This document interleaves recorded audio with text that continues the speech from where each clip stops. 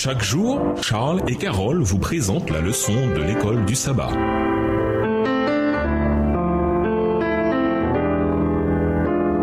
Bienvenue dans votre émission. Dieu nous parle. Nous voilà à la leçon 9, le conflit cosmique. Étude de la semaine, Matthieu 13, les versets 24 à 27, Genèse 1, le verset 31, Ézéchiel 28, les versets 12 à 19, Ésaïe 14, les versets 12 à 15, Matthieu 4, les versets 1 à 11 et Jean 8, les versets 44 à 45. Verset à mémoriser. Je mettrai inimitié entre toi et la femme, entre ta descendance et sa descendance. Celle-ci t'écrasera la tête et tu lui écraseras le talon. Genèse 3, verset 15. Dans la théologie biblique, la grande controverse entre Christ et Satan occupe une place centrale. Bien que l'idée d'un conflit cosmique entre Dieu et les créatures célestes déchues qui se sont rebellées contre Dieu soit un thème saillant dans l'Écriture, Matthieu 13 et versets 24 à 30 et 37 à 39. Apocalypse 12 et versets 7 à 10. Et la tradition chrétienne, beaucoup de chrétiens ont rejeté ou délaissé cette idée. D'un point de vue biblique, cependant, il est risqué que négliger ce thème de conflit cosmique au sein duquel le diable et ses anges s'opposent au royaume de Dieu. On risque de passer à côté d'une bonne partie de la signification des récits bibliques. Les évangiles à eux seuls regorgent de références au diable et aux démons qui s'opposent à Dieu. Pour commencer cette semaine, nous tenterons de répondre aux questions suivantes d'après les mêmes passages bibliques cruciaux.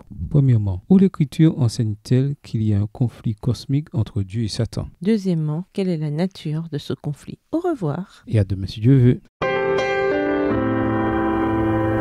Dieu nous parle. Chaque jour, Charles et Carole vous présentent la leçon de l'école du sabbat.